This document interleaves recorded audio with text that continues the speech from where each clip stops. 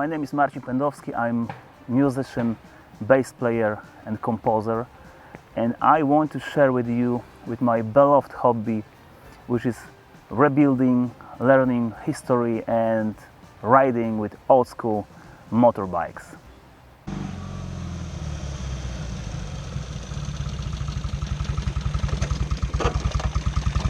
A teraz Pendusz, jeszcze raz zrobimy, tylko że pojedź tam. Od razu zrobić taki łuczek i tam, ok? Dobra. British brand Sunbeam started to produce bicycles in the 90s of the 19th century, and then later, about 20s of the 20th century, they were producing motorcycles. However, in my opinion, their most interesting motorcycles are post-war. I'm talking about S7, S7 Deluxe and S8 that I'm proudly own.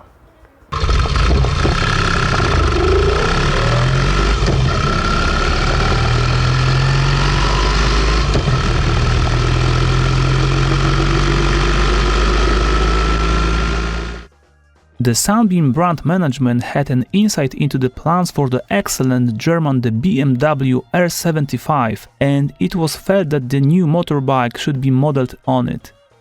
But to keep the bike from looking too German, it was decided to use a British engine, a 500cc twin-cylinder, and the rear-wheel drive was to be shaft-driven, as on the BMW. The work on the new motorbike was entrusted to Erling Pope, an engineer who had designed cars before the war. That is why the design of the post-war Sunbeams has a lot of car solutions, for example cylinder layout one behind the other, shaft drive, engine and gearbox suspension on rubber silent blocks. The first S7 models left the factory in Redditch in 1946. One publicity photograph of the era shows Marshal Viscount Montgomery, who was probably the most famous Sunbeam S7 user at the time.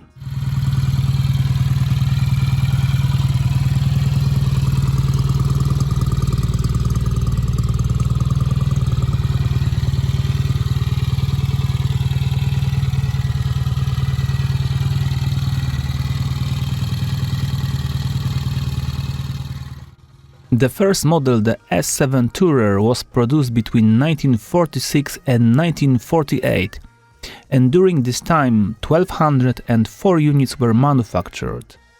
These motorcycles were equipped with twin-cylinder 500cc engines, laid along the frame, modern chain-driven overhead camshaft, thick wheels with 16-inch rims, well-made 4-speed gearboxes, and rear wheels driven by a shaft. In 1949 the next generation of S7 model was launched. It was equipped with a larger oil sump and automatic timing chain tensioner and few other features. This modification resulted to creation of the S7 Deluxe model, which was produced until 1956. Thick balloon-shaped wheels, high weight and low power of about 24 horsepower made the motorcycle slow and sluggish, and the complex engine made the Sunbeam S-series very expensive to produce. To reduce production costs and improve the handling of the motorcycles, the S8 model was introduced in 1949 in parallel with the S7 Deluxe. The S8 model featured a 19-inch wheel at the front and 18-inch wheel at the rear, and some other parts manufactured by BSA, which took over Sunbeam in the early 50s. 5554 S7 Deluxe and 8530 S8 units were produced.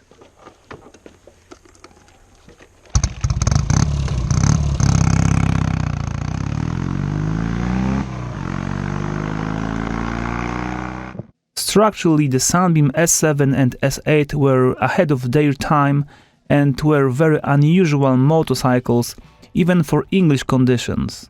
The engine was made of aluminum alloy instead of heavy cast iron as in most motorcycles. Wet sump, chain-driven camshaft in the head with automatic tensioner, and modern combustion chambers for better mixture afterburning and exhaust removal that greatly improved performance.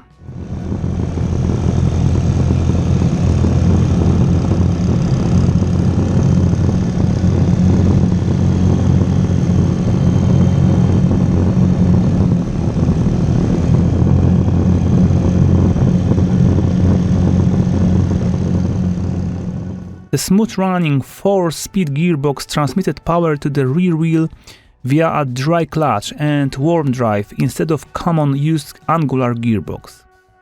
Unfortunately, this solution was not suitable for high-power transmission.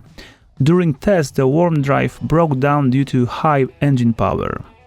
Another weak spot of the design was inefficient cooling of the rear cylinder. Instead of finding a sensible solution, for example, increasing the oil circulation in the system or installing an oil cooler, the Sunbeam designers decided to decrease the compression rate and power, so that the engine would emit less heat. The result was that the motorcycle with 500cc engine produced only 24 horsepower, which meant that the machine accelerated poorly and had a low top speed. The motorcycle suppressed in such way was able to reach a top speed up to 80 miles per hour, according to factory data. However, I have not been able to ever get it to that speed. This motorcycle has many interesting features which, besides increasing the cost of production, have made it desirable to collectors and motorcycle fans today. Like for example, cover of the spark plugs, which is only for aesthetic purpose. I mean, it doesn't cool down the engine, it just looks awesome, and I bet it was really expensive to produce this with solid piece of aluminum. A drip-shaped sheet for the air filter, the placement of the ammeter in the right-hand can under the seat, the automatic timing chain tensioner, or the installation of about 20 grommets through which it's necessary to regularly inject grease into the bloodstream of the motorcycle. The line of post-war S-series Sunbeams is aesthetically superbly refined. Nevertheless, the motorcycle did not sell well for several reasons. It was expensive and its performance was poor, and young motorcyclists preferred fast BS8s or Triumphs. Today, the fact that the Sunbeam S8 has poor performance makes no difference. The bike makes up for this with its majesty and sound. The way it handles guarantees a banana-shaped smile on the face of anyone who rides it.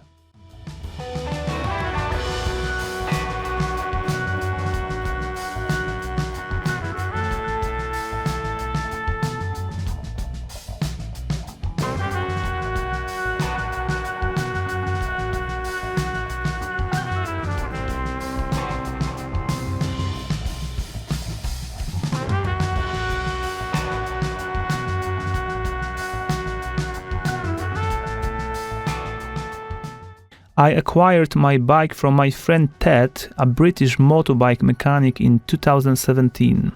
The bike was in pretty good mechanical condition, but I decided to rebuild it beautifully one day, mainly for aesthetic reasons. This was inspired by the fact that one time, while riding on the motorway, I overheated the engine and had to give it a general overhaul. Luckily, nothing serious happened. The color of the bike was originally black or metal gun silver, but I decided to repaint the bike in the color suggested by Ted. I think it fits the character of the machine very well. Here we have extended gears for Sunbeam S8, S7 oil pump. In order to increase the efficiency of the oil circulation and thus provide better cooling of the engine head, I asked a friend who is an engineer to design and make an oil pump on CNC with a capacity about 30% higher than the original one. Both gears were nitrided to improve durability. Whole pump works perfect. I hope it will deliver much oil on low RPMs and definitely cool down engine better than original one. The pump is still running great after 1000 kilometers.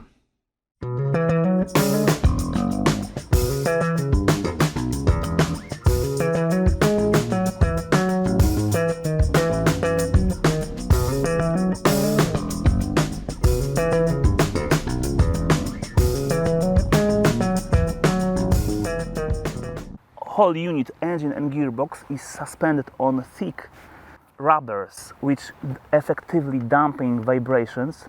And what is more important, there is rubber under the tank. They call it high frequency damper, and it's really damping annoying high frequency vibrations, which are really not good for us riders. As a result of the use of rubber silent blocks under the engine, vibration is greatly reduced, making the Sunbeam S8 a pleasure to ride at cruising speed up to 55 miles per hour, even on long journeys. Besides, the motorcycle was famous for its reliability. A car-type distributor was placed under the fuel tank and the generator was placed at the front of the engine. Remember to take care of the oil, ride preferably in cool weather or in the rain, as the original owner's manual advises, and everything will be fine.